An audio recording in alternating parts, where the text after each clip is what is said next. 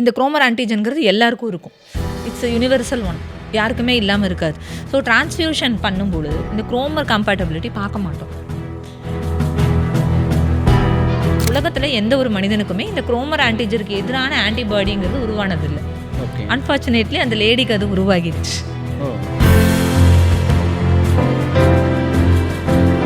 இது வரைக்கும் வந்து குரோமர் ஆன்டிஜன்லாம் வந்து யாருக்குமே பார்த்தது கிடையாது உலகத்தில். அது ஒரு பிரச்சனையாகவே வந்தது கிடையாது. அப்படி இருக்கும் பொழுது ஆமாம், ஏன் வந்து இவங்களுக்கு மட்டும் எந்த ரத்தத்தோடையும் பொருந்தி போகலை அப்படிங்கிறத பார்த்து என்னன்னு கண்டுபிடிக்கிறதுக்கே இவ்வளோ காலம் ஆயிருக்கு.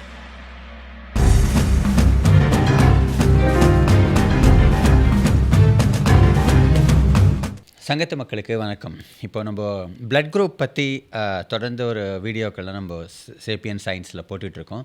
அது தொடர்ச்சியாக இன்னொரு சுவாரஸ்யமான ஒரு பிளட் குரூப் பற்றின ஒரு வீடியோ தான் இது. அதை பற்றி பேசுகிறதுக்கு நம்ம கூட சோபனா இருக்காங்க. சோபனா வணக்கம். ஹாய் ஸ்ரீதர். ஹலோ. ஸோ இப்போது ஒரு ரீசெண்டாக நம்ம படித்தோம், ஒரு பிளட் குரூப் புதுசாக கண்டுபிடிச்சிருக்காங்க அப்படின்னு சொல்லிட்டு குரோமர் இந்தியா பெங்களூரு அப்படின்னு வந்து ஒரு பிளட் குரூப் கண்டுபிடிச்சிருக்காங்க. இது என்ன ஏவா பியா இது ஓவா நமக்கு தெரிஞ்சதெல்லாம் அதுதான். இது எந்த வகையில் இதில் வரும்? கோலார் தங்கவயல் அந்த பகுதியை சேர்ந்த ஒரு பெண்மணி வந்து சிகிச்சைக்காக பெங்களூர் போயிருக்காங்க. அப்போ அவங்களுடைய ரத்த வகை வந்து மருத்துவர்களுக்கு வந்து அதிர்ச்சி தரக்கூடியதாக இருந்திருக்கு. ஸோ அதை வந்து அவங்க வந்து ஃபஸ்ட்டு அவங்களுக்கு ஒரு டெம்பரரி ஒரு ட்ரீட்மெண்ட்டை கொடுத்துட்டு அவங்க பிளட்டை வந்து உலகளாவிய நாடுகளில் இருக்கக்கூடிய இந்த பிளட் தொடர்பான ஆராய்ச்சிகள் பண்ணக்கூடிய நிறுவனத்துக்கு அனுப்பி கம்பேட்டபிலிட்டி செக் பண்ணியிருக்காங்க. அது அப்போ தான் வந்து அது ஒரு தனித்துவமான பிளட் குரூப் அப்படிங்கிறத வந்து அவங்க கண்டுபிடிக்கிறாங்க. ஸோ அதனால் அவங்க பெங்களூரில் கண்டுபிடிச்சதுனால குரோமர் இந்தியா பெங்களூரு அப்படின்னு சொல்லிட்டு பேர் வச்சுட்டாங்க. இப்போ நீங்கள் கேட்டிங்க இல்லையா, அது ஏவா ஓவா பியா அப்படின்னு சொல்லிட்டு.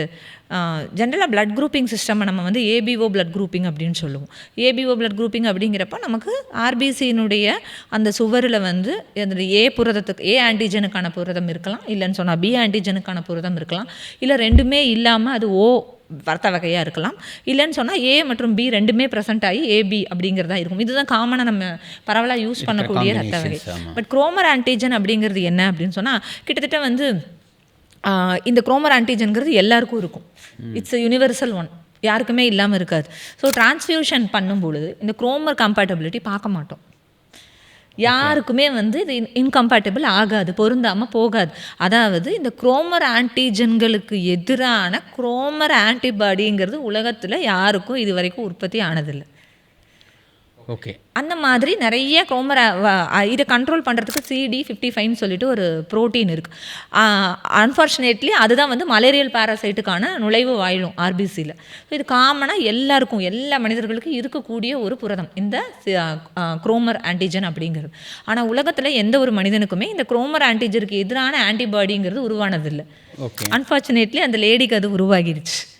அதனால் இப்போ யாரோட ரத்தத்தை கொடுத்தாலும் அதில் குரோமர் ஆன்டிஜன் இருக்கும், அவங்க உடம்புல குரோமர் ஆன்டிபாடி இருக்கும். அதனால கம்பேட்டபிலிட்டி இஷ்யூ ஆகி அவங்களுக்கு ரத்தம் உறைஞ்சு போய் அவங்களுக்கு நம்ம வேறு ரத்தத்தை செலுத்தும் பொழுது அவங்களுக்கு ரத்தம் உறைஞ்சு போய் அவங்களுக்கு மரணம் வரைக்கும் கூட்டிகிட்டு போயிடும். அதனால் உலகில் யாரோட ரத்தமும் அவங்களுக்கு மேட்ச் ஆகலைங்கிறத உறுதி செஞ்சுருக்காங்க அலுவல் பூர்வமாக. ஸோ இப்போ வந்து குரோமர் இந்த இந்தியா பெங்களூரு வந்து CRIB இல்லையா? CRIB வந்து இப்போ உலகத்தில் எவ்வளோ பேருக்கு இது இருக்குது, இது வரைக்கும் இருக்கலாம்? அஃபிஷியலாக யாருக்கும் இல்லை, இந்த ஒரு லேடியை தவிர. இவங்கள்ட்ட தான் ஃபஸ்ட்டு கண்டுபிடிக்கிறாங்க. ஈவன் இது விஞ்ஞானிகளுக்கே அதிர்ச்சியாக தான் இருந்தது. இதுக்கு வந்து ஆன்டிபாடி உருவாகாதுன்னு நம்பிட்டு இருந்தாங்க இத்தனை நாள் வரைக்கும். இப்படி ஒரு கேஸ் இருந்ததில்லை. முதல்ல இவங்களுக்கு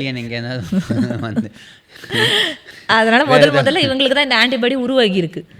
இப்போ ஆண்ட்ரோமேடா கேலக்சில ஆமாம், அவங்களுக்கு ஏதோ ஒரு ஜெனட்டிக்கல்ல ஏதோ ஒரு மாற்றம், ஒரு என்ன இது பிழையா என்னன்னு தெரியலை, அந்த மாதிரி ஒரு விஷயம் நடந்ததுனால அவங்களுக்கு வந்து குரோமர் ஆன்டிஜன் ஆன்டிபாடி உருவாயிடுச்சு.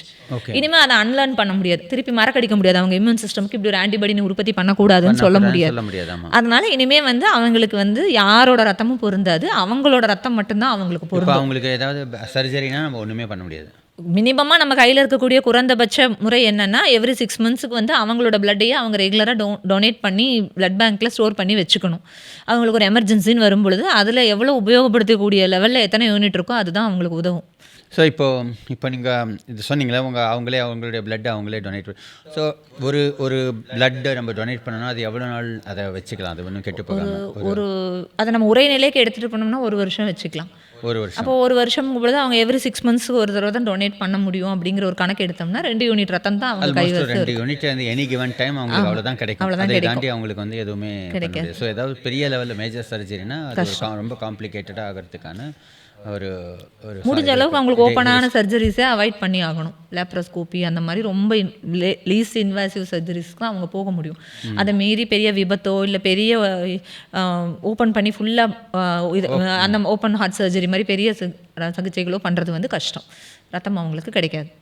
ஓகே. ஸோ அது அவர்களுக்கு ஒரு she was born with it அவ்வளவுதான். ஆமாம் ஆமாம். இது வரைக்கும் நம்ம சேகரித்து வச்சிருக்கக்கூடிய ரத்த மாதிரிகள் எல்லாத்தோடையும் அது பொருந்தி போகாததுனால உலகத்தினுடைய வித்தியாசமான ரத்த வகை இருக்கக்கூடிய முதல் பெண்மணி இவங்க அப்படின்னு சொல்கிறோம். அவங்க ஏவா இருக்கலாம், ஓவா இருக்கலாம், பிஆ இருக்கலாம், இது வேணா இருக்கலாம். பட் அவங்கக்கிட்ட வந்து யாருக்குமே இல்லாத அந்த குரோமர் ஆன்டிஜனுக்குரிய ஆன்டிபாடி இருக்கிறதுனால அவங்களுடைய ரத்த வகையை வந்து நம்ம வித்தியாசப்படுத்துகிறோம். இப்போ நீங்கள் சொன்னீங்க உங்களுக்கு வேறு எதுவும் நம்ம ஓ பாசிட்டிவ் அப்படிங்கிறது வந்து யூனிவர்சல் டோனர் அப்படின்னு சொல்லுவாங்க இல்லையா?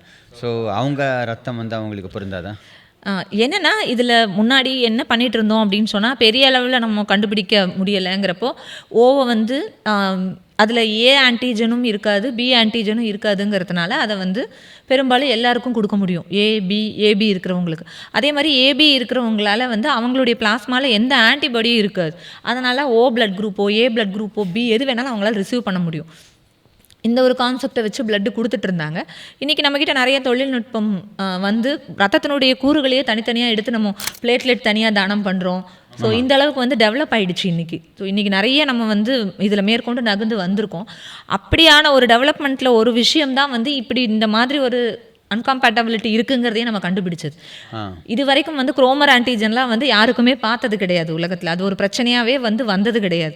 அப்படி இருக்கும் பொழுது ஆமாம் ஏன் வந்து இவங்களுக்கு மட்டும் எந்த ரத்தத்தோடையும் பொருந்தி போகலை அப்படிங்கிறத பார்த்து என்னன்னு கண்டுபிடிக்கிறதுக்கே இவ்வளோ காலம் ஆயிருக்கு. பட் தொழில்நுட்பம் அந்த அளவுக்கு வளர்ந்துருக்கு. ஏதோ வளர்ந்துருக்கு.